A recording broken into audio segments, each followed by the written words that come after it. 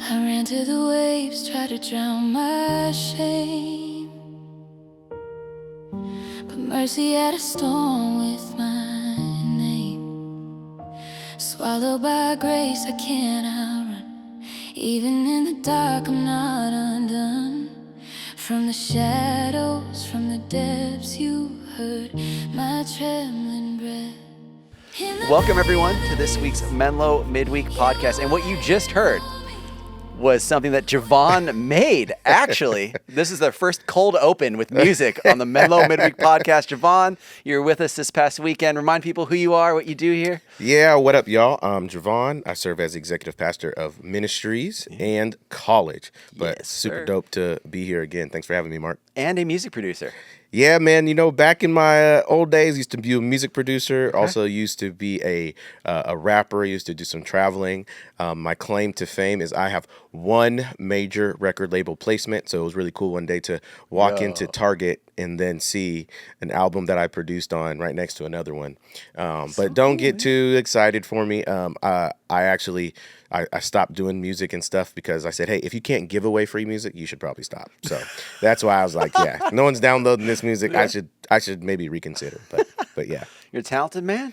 Yeah, man of many talents. Yeah. And so for those that are just like, that song was awesome, tell us a little bit more about that. Yeah, so basically, you know, I took kind of like as we plan our sermon series, like our sermon kind of summaries, what our scriptures are, our texts for that particular week, and then I start to like write some like beginning pieces of framework of like, you know, here's what I would be saying or trying to communicate within a song, and then I will put it into ChatGPT and say, hey, like, help me like make these lyrics or this concept flow a lot easier, and I would like it to have, you know, X amount of verses, a pre-chorus. So I want you to write it and organize it all for me in this way. And then after I got that, I then took it and put it in another AI program called Suno.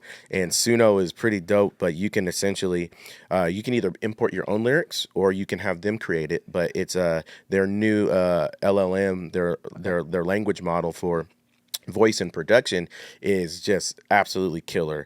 And so you get to actually decide, do you want a male vocal, a female vocal? What type of style do you want? Do you want it to be R&B?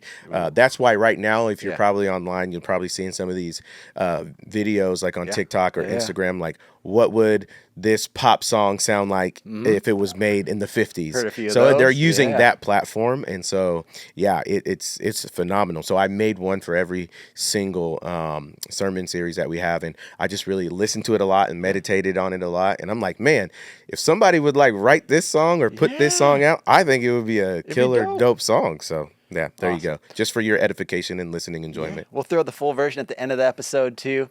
Jevon, it sounds like you're pretty deep in music, pretty deep in AI, and you talked about getting pretty deep down into the belly of the beast this past weekend. We were diving into Jonah chapter 2. So, Jevon, let's jump into your message. Yeah. Where did we pick up from Phil last week? And then where did you take us this week for those that might have missed it? Yeah, so we pick up right in the end of chapter 1 where Jonah essentially, you know, he's been running from God and he's been pretty kind of stoic. And as Phil said, you know, he's sleeping. Yeah. You know, he's sleeping in the belly or down in the boat. Down. Yeah. So it's that theme of that Hebrew word. But so, you know, he is pretty like, you know, kind of melancholy and suicidal to a lot of extent. And suicidal because he doesn't want to do, you know, what God's asking him to do and to preach grace. And so he's just kind of like, hey, guys, I'm the reason why this storm is happening. While you're praying to your gods, I know it's my God who's doing this. And they're like, man, we should hurt you because you knew. Yeah. And we out here. You brought this on us. We out here struggling, fam. Like, you out here trying to get us killed. Like, we don't want no problems with God. Like, we're trying to slap box with him. So basically, you know, he's like, oh, well, just throw me over and just let me die. So he's expecting to just die. But it's crazy that God, while he's in his own feelings, Jonah is, God is sending an act of grace and mercy. Yeah. And that is where we pick up in Jonah chapter 2. Yeah. It's really interesting how you kind of picked up where we left off with him getting thrown overboard and then being swallowed. And from there, we were like, it can't get any worse. Yeah. And then this whale just takes him down into the depths of the ocean. And how that symbolizes just the furthest he was trying to get away from God, yet God being at the furthest place from him. I thought that was awesome. Yeah. It's crazy to think about, like, how my wife actually, she had this insight. She said, it's crazy to think that he was going into the sea and it just so happened that a fish was coming at that point in time. Yeah.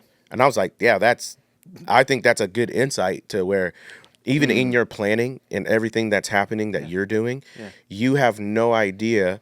Like, we don't know where the fish came from. We don't know how long it was on its journey. So, but it says in Jonah chapter 2, verse 1, it actually says, now Adonai prepared a great fish to swallow Jonah. So God already had prepared it and was sending it that way. So you even just kind of think of, you might be thinking that you're going to go do something different, but in the same time, even in the midst of all the storm, all the trial, God has actually sent grace ahead of time before you. Yeah. It was pretty awesome to see how I could feel as the listener, you being passionate about this idea of Jonah kind of running away from a calling. And how whatever that was that made him run away, we alluded to pride, we alluded to his own ego, or whatever else that was, and how your heart breaks for those that are deserving of God's love, which is everyone. Yeah. And so let's dig in a little bit about how Jonah, like many of us, might have this idea and concept of God. We might understand, we might pray the right prayers, like you illustrated with his, he even quoted Psalms in his prayer, but he kind of missed the whole point. So I guess my question is, how can we identify parts of our lives where we're like Jonah, where we've either gotten complacent with God, or we might think, I've got this covered, God. Like, I know this is what you might be calling me to, but I think I'm actually going to go do this instead. Yeah. How can we help? How can we start realizing the places in our lives where we're like Jonah? Yeah, I think it's, I think Dr. Tim Keller, he is like the person who has helped me and a lot of people understand that grace levels everybody. Yeah. Like, there's just no one better. And so there's nobody that can say, I'm above that. And if you're saying, well, I'm below that, also too, you can't go up and you can't go down. Yeah. Like like Dr. Keller says, don't let failure or don't let success go to your head and failure go to your heart. So it's at the same time saying, like, I can't believe Jonah did that. It's like, I would have done the same thing. Yeah. And when you're understanding, like, the pride and the arrogance and the frustration with Jonah, partly in the part of that backstory is, the people who God was calling him to preach to were people within his own story and narrative who could have potentially killed his family. Yeah. Could have potentially, killed people who he knew. And he really was that angry and that frustrated and that mad that he just really couldn't think about how God could love somebody else that way after what they did. So it really kind of taps into the human experience. Yeah. There's no human being that has not experienced loss or trauma, or they would say growing up, you're either coming out of a storm, you're going into a storm, or you're about to be in a storm. Yep. And I think that the human experience lends itself to say, hey, there's going to be a time, if it hasn't been already, that either I can listen to God's voice and spread his love and grace to somebody, or I can just want God to just destroy them and wipe them off the face of the earth. Yeah. Tough. Yeah, really tough. Well, because think about it this way. What if somebody was praying that prayer about you? Yeah. Or about me? Man, that Jevon guy, I just wish you would wipe him off the face of the earth. Like, so whose prayer should win? Yeah. And like, how come I still get to be here? So I think that's the other part. It's like, we think about, man, God, don't show them love. Don't show that other person love. But it's at the same time, it's like, but what if there's somebody who even feels the same way about you, that you even have hurt or you have wounded or unintentionally caused harm, and that's how they feel about you? Wouldn't you like there to be grace for you? Absolutely. And I think part of that is that illustration that you use with C.S. Lewis and the Turkish Delights. Oh, yeah. Bring that up one more time in case someone missed. I thought that was like awesome to really illustrate a bit of that human condition as well. Yeah, man. So if you guys don't know, I love preaching or talking about C.S. Lewis, Mm-hmm. and I love C.S. Lewis. At my previous church, there was a gal who was always like, "I'm just waiting to see What what Lewis quote you're C.S. gonna Lewis use?" quote Yeah, you're yeah. gonna use," because I love C.S. Lewis. I think his understanding of, or his anthropology in the human condition was just always super spot on, and Yeah. I love his word pictures. But if you're not familiar with this particular scene in The Lion, the Witch, and the Wardrobe, or the Chronicles of Narnia, it's a scene where the White Witch, the queen, the self-proclaimed king or queen, like does in her, in the land of Narnia, which she's not even supposed to be ruling Narnia, right? So she's not the main one, but she's put herself on the throne as the main one. Yep. And so Edmund, he's kind of salty, he's bullied, and he's kind of the one who kind of gets the short end of the stick, so to speak, all the time. And he's pretty emotional, and so he's in his feelings, and he goes to Narnia, and it's his opportunity to get what he wants. And so the queen sees, hey, this is my opportunity to find out more about these sons and daughters of Adam. And so she creates with her powers this box of Turkish delight that the more that Edmund ate it, he was like, yo, this is like the best tasting Turkish delight I've ever had. But the more and more he ate, the more and more it was poisoning him. Yeah. And it was a Turkish delight that you could eat until it poisoned you to death. But the thing that's crazy is she knew what Edmund didn't, that the more he ate, he would actually die, which I think is a beautiful picture, because there's another scene in the movie where there's a stark contrast, and I like how the movie actually highlights it versus the book. Okay. But it was where Edmund, because of what he has done, the witch was like, hey, there needs to be payment and penalty. The law says, or they called it the deep magic, is what C.S. Lewis coins it as. And she says the deep magic says that there needs to be a sacrifice in a traitor's stead. And he says it was like a growl that Aslan, the lion who represents Jesus, says, do not recite the deep magic to me, witch. I was here when it was written. Yeah. And I'm like, That's such a tough yo, line. that I is love that. crazy. Like, yo, like fall back.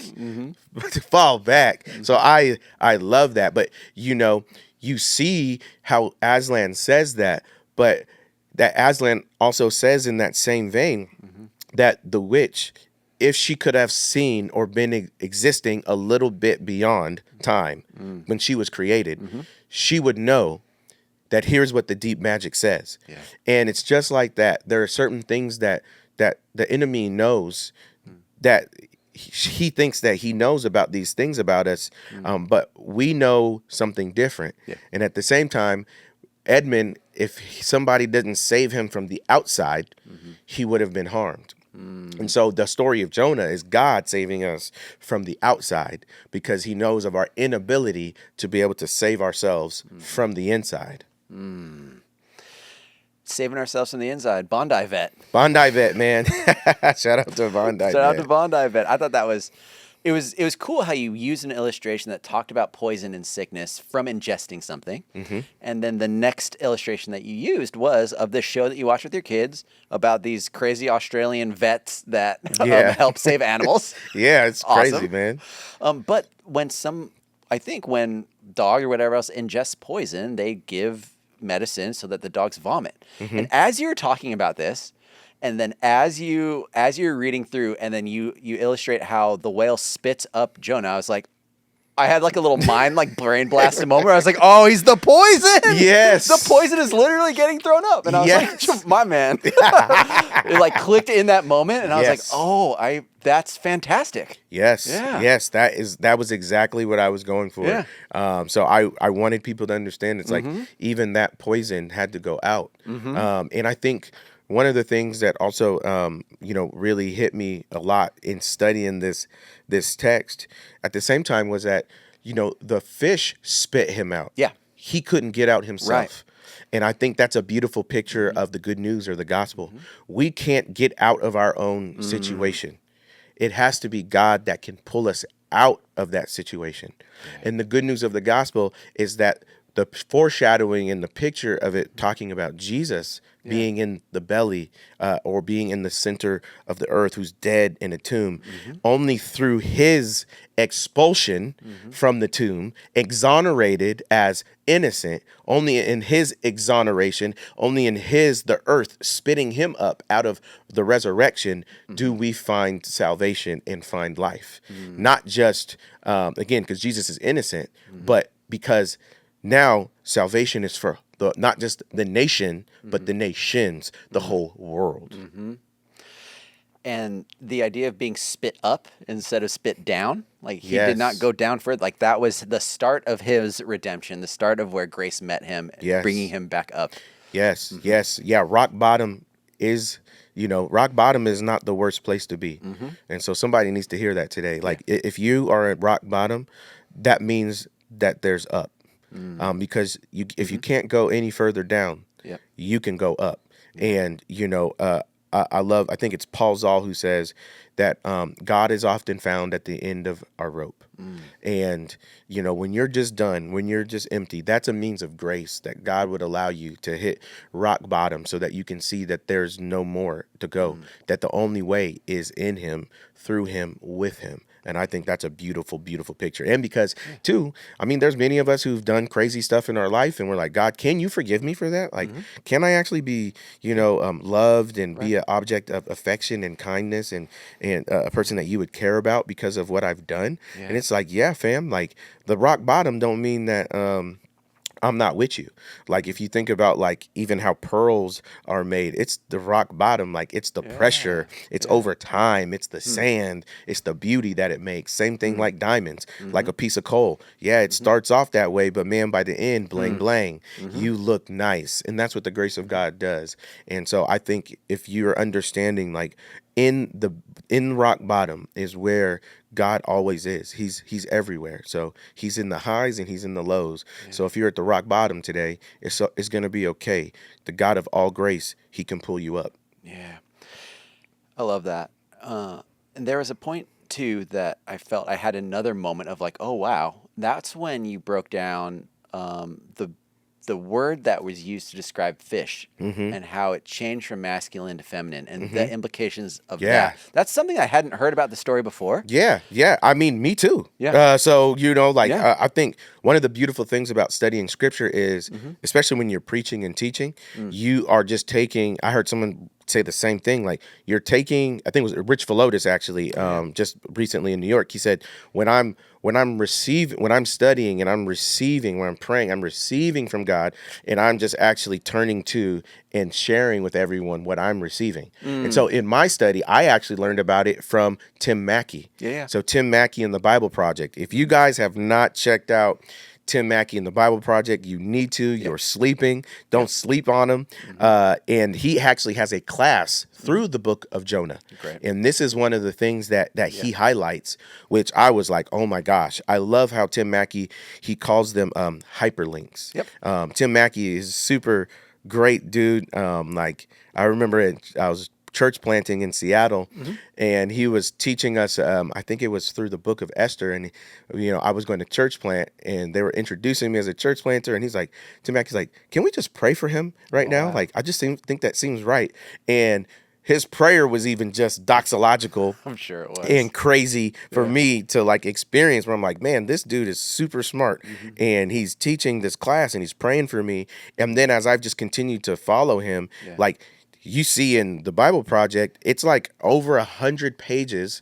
I don't even know how much this one is. It might be over 200 pages of notes that he has just even on Jonah. And so I went through the class that he has on Jonah. And one of the things that I learned from there was, man, that shift in the language really points to that hyperlink that I was talking about to John in the book of John. And I thought that was a killer illustration and hyperlink, which again I've never thought about. And I actually had many people who've came up to me. Our church is 152 years old, and some people have legitimately been here for like a long time, like a lot of those years, which I was, some of them I wasn't even born yet, right? And they're like, I've heard Jonah so many times, and I've never heard that before.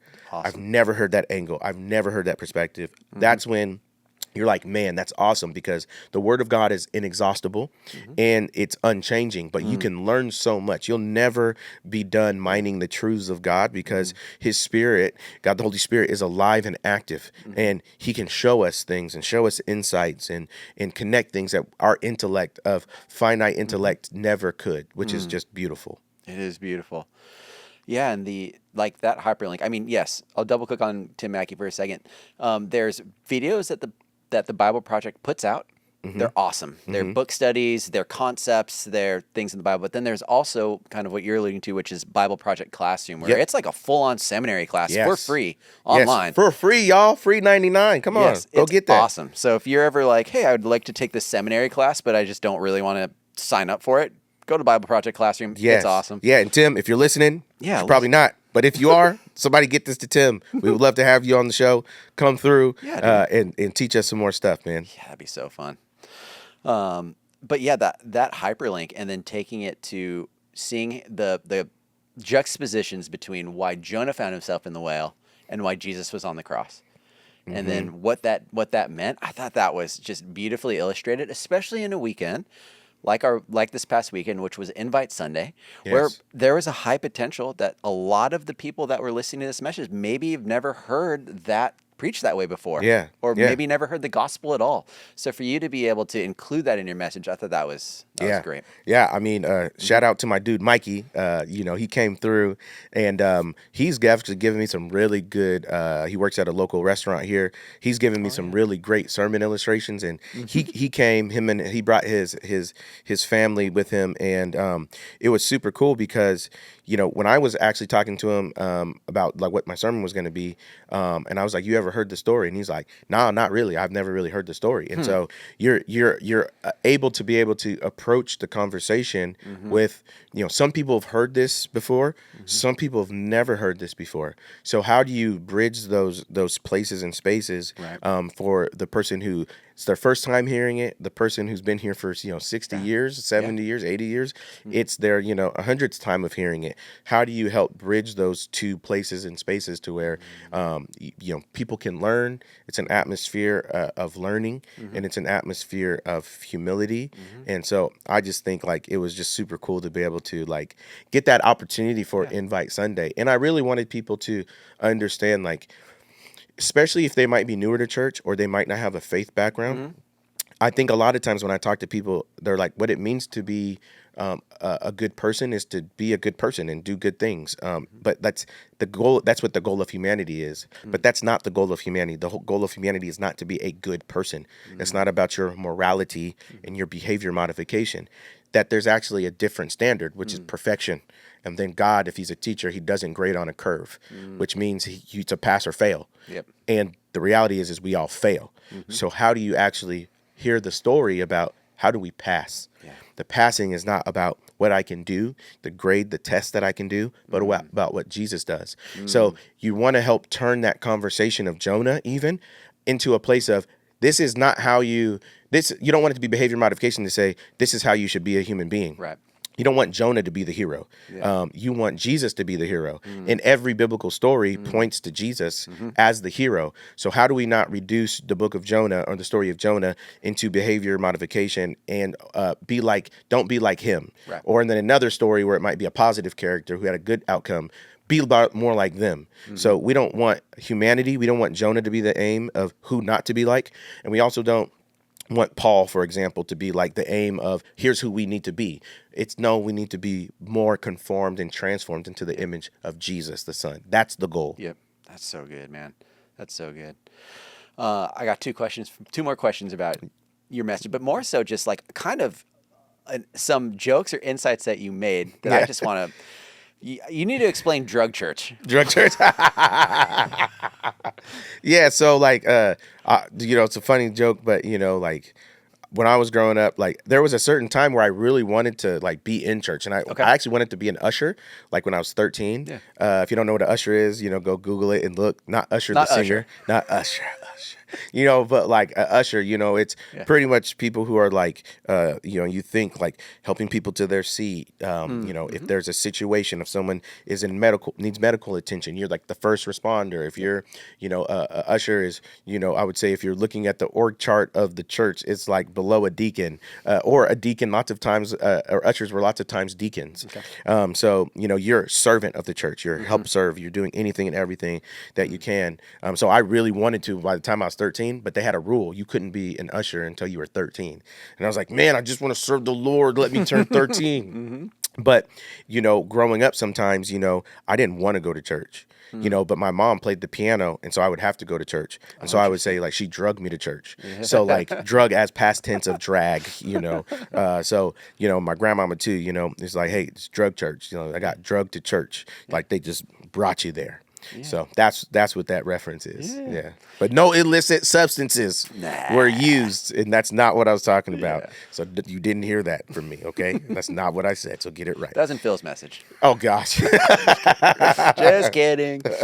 And then I thought that when you kind of paused and you said that you kind of wanted to talk to people that might be coming back to church for the first time in a long time. Maybe they'd given up on God. Maybe there's things in their lives, some things that people said, some things that maybe a church might have said. And you just wanted to say, hey, thank you for being here. And I see you because I was one of you. So what was that? Yeah, man, I think it's like the Turkish delight. Yeah. It's the more the outrage, the more the frustration. And even on social media, you can see on your Facebook wall, it's an echo chamber of sometimes suffering and pain. Yeah. And you're just like, man, here's what they did to me. Here's what they did to me. And you can get trapped in that cycle. It's rinse, wash, repeat, rinse, wash, repeat. And so knowing that cycle that people can get stuck in, sometimes the cycle of reason why they're there too is because a person who's maybe offended them had never apologized. They never got closure from that. Maybe they think that the goal for us as communicators or pastors and trying to talk about God is that we don't understand their pain or their trauma. It's just like, hey, fam, like, I get it. And at the end of the day, what I don't want them to do is to think that they're absolved from their own responsibility to answer to God. Because just because this is difficult for people to hear. Just because someone hurt you, now that's very, very sad, it's very hard, and it's traumatic, and it's not right, and it's not okay that someone hurt you. And at the same time, their hurt does not remove your responsibility to answer the call of God. So just because someone hurt you and harmed you doesn't negate the fact that he's calling you to himself. And so I wanted to make sure people heard that. Like they heard someone say, I can identify with you. But you have a decision right now. You can either, like, Jonah has a crazy verse that he actually says, which I think ties into it. At the very last piece of Jonah chapter 2, he says, in verse 9, he says, those who watch worthless, empty things forsake their mercy. When you worship the God or the idol of your trauma and your pain, that's what it gives you. Wow. Trauma and pain. Idols and these false gods, they were gods over certain domains. Right. So like in Egypt, that's why the destruction of the rebel gods in Egypt is so crazy, is because God systematically destroys their whole belief system, which was also tied to their financial system. So God systematically destroys them. And so what they give you, their domain that they gave you, so if this God was a god or a god of over a certain domain, let's just say of livestock, when that god was killed, you suffered in the domain of your livestock. So here, Jonah's like, hey, when you worship vain idols, you get what they give you. And you ultimately don't get true mercy and true grace. And so I want people to understand there is a power bigger than your pain. There is a power bigger than your trauma. It's not to say don't go to that counseling session. You might need to go to therapy. You might need to be in a different community. You may need to remove yourself and be in a place where you can heal. But what you're not going to do is say, God, I will not respond to you because of what they did. Because God wasn't in that. Those people did that, not him. And at the end of the day, we're not going to be able to stand before God and say, they hurt me so much that I just couldn't come to you. Now, the reality on the flip side of that is, Jesus says in the New Testament, if any of you people, like religious people, cause one of these children to fall away and to stop following me, it's better that you get a millstone wrapped around your neck and thrown into the ocean. Fam, that's crazy. So I do think that there is a special punishment for people, leaders, Christian leaders, who mislead people, who harm people with God's word. Because we are not called to harm people with God's word. We're called to allow ourselves to be a conduit. All Christians, all followers, regardless if you're a pastor, preacher, minister, teacher, whatever, we are supposed to be conduits of God's grace, not agents of destruction. And I wanted people to know that there is that. So there's a spectrum of people. And so you're also trying to make sure that you're acknowledging those people who are saying, hey, I got hurt. And I can say, yeah, fam, I've been hurt too. But at the end of the day, if I was going to worship my pain, there's no way I should follow Jesus anymore. There's no way I should trust God. There's no way I should work in ministry. There's no way I should even be a pastor. There's probably even no way I should be alive if that's what I worship. Yeah, that's good. Man, I feel like I'm getting a second sermon. Oh, I love this. It might be. 2.1. 2.1. Jonah 2.1. So if I'm going to chat with my neighbor, similar to your buddy Michael, is that right, from the restaurant? Yeah. And this person doesn't know about Jonah, doesn't know the story. What if you can help give us language to talk about this with someone that we're at dinner with, just the point of how God's grace gets to us no matter where we are. What language should we be using? How could we say, hey, this last weekend at church, I heard this message and it was great, and this is why. Yeah. What would you say for that? Yeah, I think it's like, hey, have you ever done something bad and there were really severe consequences? What were those severe consequences that you experienced? What if, or did you ever wish, or have you ever thought about man, wouldn't it be cool if someone could come and remove those consequences, the negative consequences of my choices from me? Have you ever desired something like that? And be like, yeah, fam, I wish God would have saved me from the ramifications of my choices. And you say, hey, well, God actually does that. He actually, our failure, our inability to be perfect, our wrong decisions, our, ability to hurt and harm people have done those things. And those comes with consequences, negative consequences. But the good news of the gospel is that Jesus comes to take away the ultimate penalty. You may not be saved from your immediate circumstances, but you can be saved from your eternal circumstances. And not just being saved from your eternal circumstances, but given a friend in the midst of it. Because how terrible would it be if God just forgave you of your sins, but he wasn't close? Think about it. If God is omnipotent, meaning all powerful, and if God is omniscient, all knowing, and if God is omnipresent, meaning he's everywhere, how terrible would it be if he was all those things, forgave you, but he wasn't close to you? He wasn't a friend to you. What good is it to pray to a God who can do anything, but doesn't sit with you in everything? And I think connecting it to that piece is man, yeah, that did suck. Sorry. But what would it be like if God could save you from your eternal consequences? That's good. And this past weekend was Invite Sunday. And we're not telling people, hey, don't invite your friends until the next Invite Sunday. Yeah. We're saying, hey, this is something that we all need to be in the habit of with invitation. So, John, if you could encourage our community to start inviting people, what would that look like? Yeah, I would just say, hey, if you're a person who operates, well, number one, hold on. Most people will tell you straight up, I'm interested or I'm not interested. Yep. And that's completely fine. There's some people who are interested and there's some people who are not interested.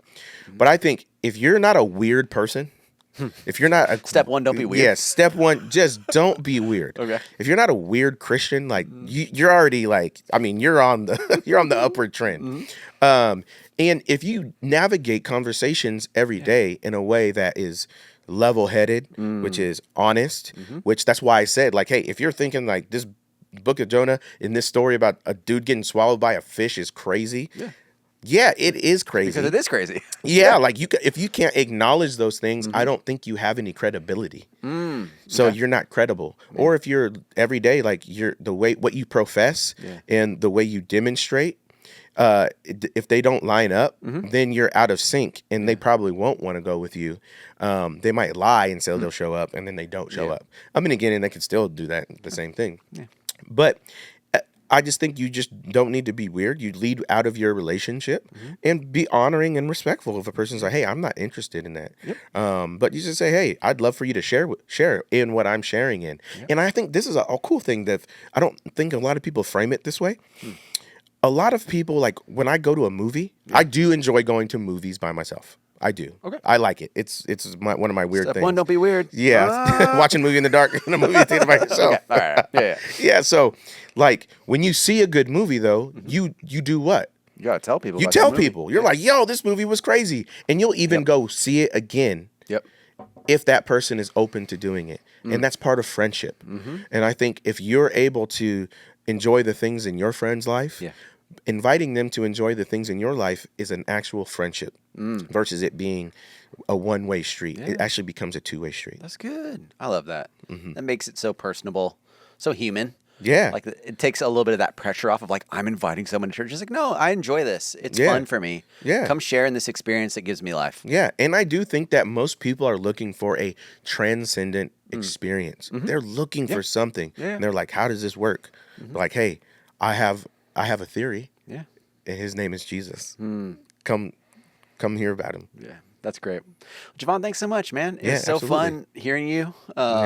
So fun getting able to dive into this conversation with you. And you're just such a blessing to our community, such a blessing organizationally, but also like as a voice that is now entering into different spaces, like our middle schoolers as well. Man. Get to hear you every Sunday, which is great for them. Yeah. Super exciting. And just again, thank you so much for the time that you took and the way that you received something from God to then pass on to the rest of us. We were all very blessed by it. So thanks, man. Yeah, thank you very much. If you need any prayer or encouragement this week, you can text our team at 650-600-0402. We got a team waiting for you. If you're new and listening to this the first time, thanks so much for being with us. And we're going to close with that same song that Jevon made. And we're going to play the full version right now. Thanks, Jevon. You got it, man. See ya.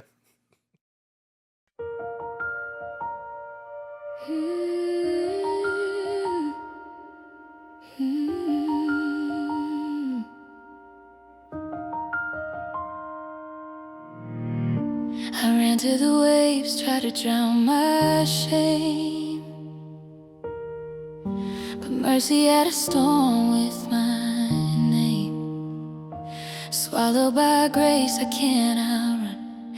Even in the dark, I'm not undone. From the shadows, from the depths, you heard my trembling breath. In the belly of the beast, you were waiting for me. Where the waves don't cease, still your mercy speaks. You turn my grave into an altar, my failure into peace. Even here, in the belly of the beast, in